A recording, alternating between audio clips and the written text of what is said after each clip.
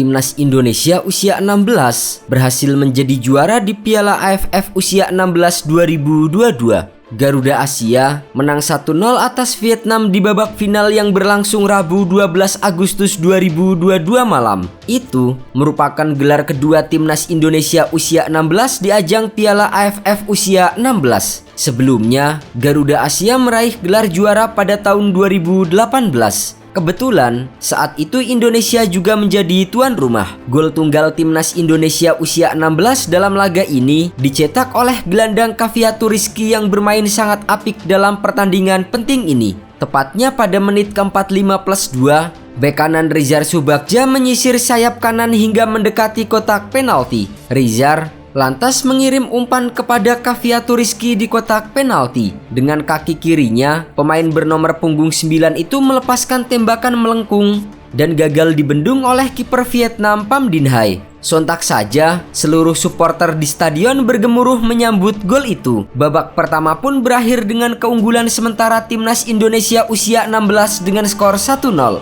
Pertandingan babak kedua semakin berjalan alat bagi kedua tim. Baik Vietnam maupun Timnas Indonesia usia 16 sama-sama berusaha untuk menyerang. Namun, rapatnya pertahanan tak banyak membuahkan ancaman. Setelah itu, bola lebih banyak berkutat di lini tengah. Kedua tim pun sama-sama kesulitan menembus pertahanan lawannya.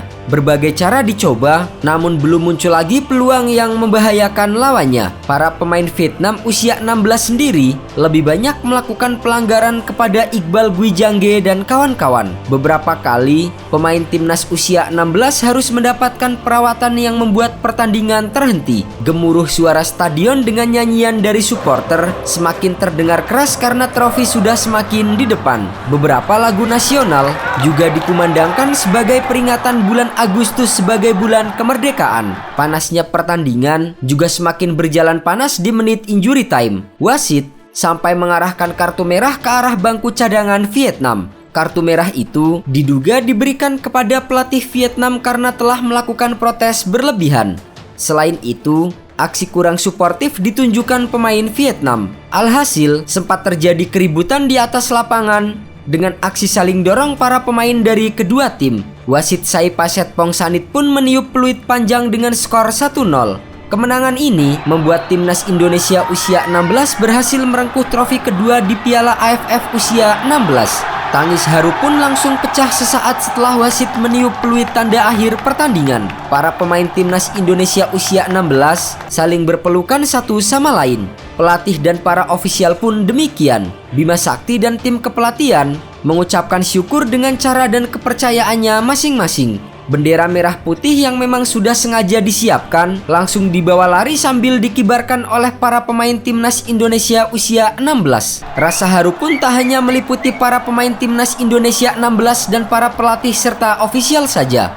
Lebih dari 20.000 penonton yang memadati Stadion Maguwo Harjo juga melakukan hal yang serupa. Suasana stadion semakin semarak setelah Muhammad Iqbal Gwijangge selaku kapten Timnas Indonesia usia 16 mengangkat tinggi-tinggi trofi juara Piala AFF usia 16. Tak lama setelah momen itu, Bima Sakti memiliki inisiatif menarik. Ia meminta para orang tua dari pemain yang hadir langsung di Stadion Maguwo Harjo untuk ikut turun ke lapangan. Bima meminta mereka untuk merayakan keberhasilan bersama dengan putra mereka masing-masing. Untuk laga final ini, PSSI memang sengaja mendatangkan orang tua dari para pemain ke Sleman. Tujuannya untuk memberi penghargaan kepada mereka dan juga untuk memberikan motivasi lebih bagi Cafiato Rizky dan kawan-kawan. Satu pemandangan menarik lain yang terjadi di pesta juara Timnas Indonesia usia 16 adalah keberadaan jersey bernomor 2 dengan nama Alvin Lestaluhu.